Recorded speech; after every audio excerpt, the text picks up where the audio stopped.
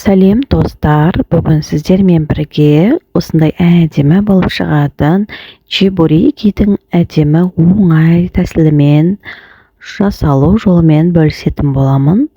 Ал сіздер егер тіркелмеген болсаңыздар, менің YouTube каналыма тіркеліп, қоңыраушаны басып, комментарий қалдыруларыңызға болады.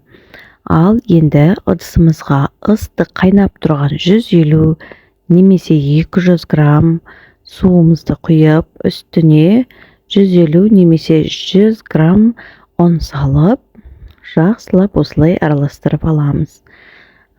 Әдемі қой малжың күйге енеді.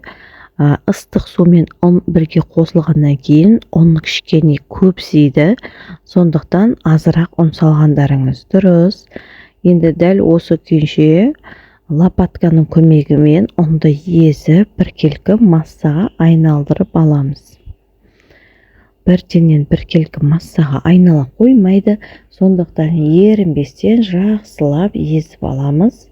Және осы қоспамыздың үстіне 100 грамм сары майды ертіп қосамыз.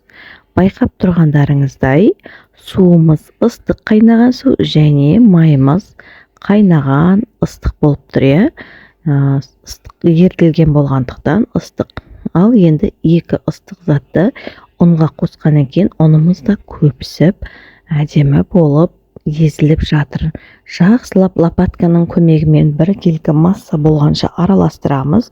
Және осы қоспамыздың үстіне жаймендеп 1 шай қасықпен тұз және 1 шай қасықпен қопсытқыш, яғни дрож деп айтсақ болады, және 2 шай қасық құм шекер қосамыз.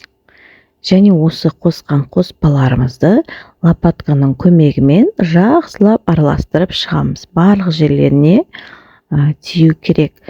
Негізі байқағандарыңыз дұрыс, дрожымыз көбінесе ыстық суға пісіп қалмау керек. Сондықтан жазып, әдемілеп, абайлап салғандарыңыз дұрыс. Осылай лопатканың көмегімен жақсылап араластыра береміз. Біркелкі масса болу қажет бізге. Міне көріп тұрғандарыңыздай, біздің сұйық массамыз әдемі біркелкі массаға айналды. Енді електен өткізілген ұнымызды осы қоспамызға салып, үстінен 1 жұмыртқа саламыз. Неге ұнның үстінен салып жатырмыз десеңіздер, себебі қоспамыз ыстық болғандықтан біздің жұмыртқамыз пісіп қалуы мүмкін. Сондықтан біз ұнның үстіне саламыз. Және жаймендеп қамырға араластырып жібереміз. Қамырымыз жұмсақ, әдемі болу керек. Кішкене ғана қолға жабысатын, қатты емес қамырды елеп шығамыз.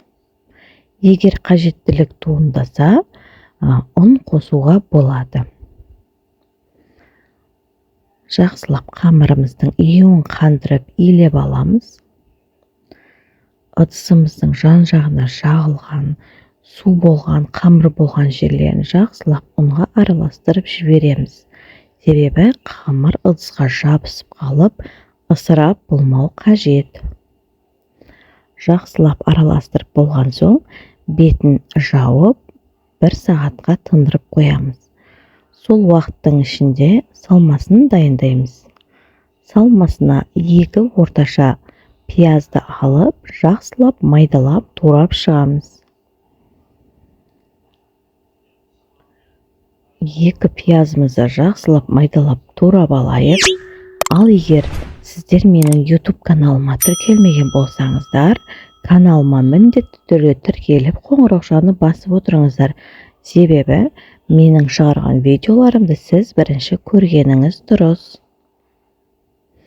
Ал енді осы пиязымызға 300-350 грамм шамасында балғын фарш қосып, 1 шай қасық тұз, 1 шай қасық қара бұрыш және 1 шай қасық паприка қосып, жақсылап біркелкі болғанша араластырып аламыз.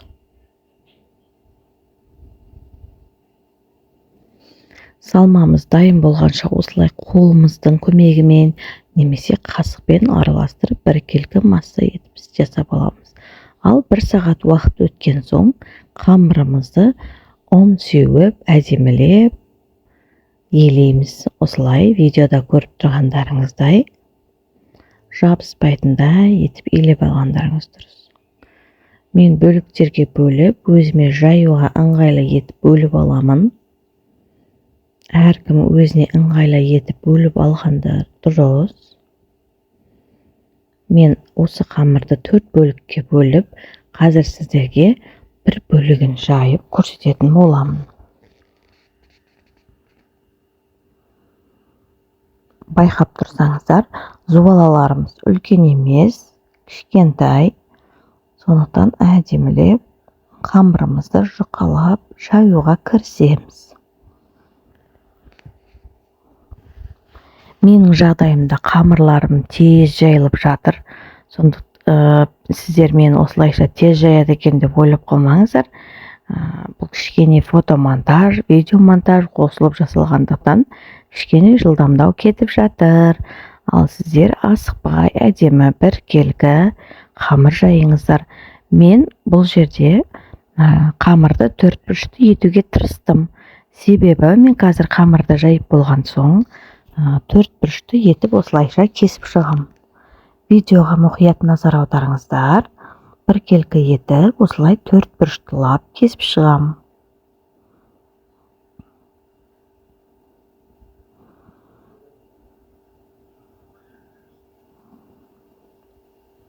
Міне өзіме ыңғайлы етіп кесіп алдым.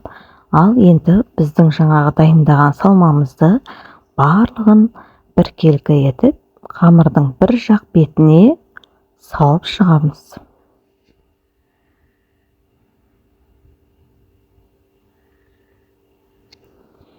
Көбіне видеоны сіздердің ығырларыңызды шығармас үшін өткізіп жіберіп жатырмын. Сондықтан назар аударып қарап алғандарыңыз дұрыс. Ал енді жаңа фаршты салмамызды көбірек салған жаққа қарай бос жағын төңкеріп, осылай бір шеттерін қолымызды қатты қысып бүгіп аламыз.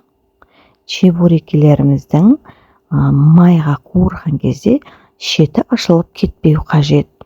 Қажет болса, егер вилкамен шеттерін де жасап алуға болады. Мен кейбір жағдайларымда жасадым. Ал енді ыдысымызға май құямыз.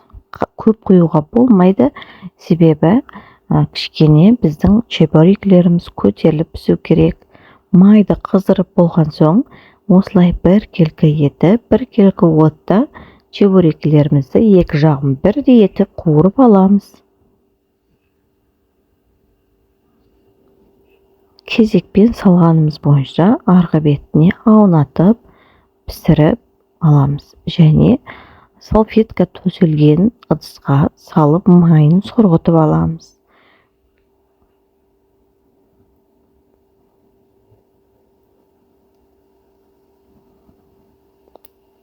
Оттарыңыз қатты болмау керек, себебі біздің ішіндегі фаршымыз піспей қалады. Сондықтан баяу отта әдемі етіп қызып тұрған тапата пісіргендеріңіз дұрыс.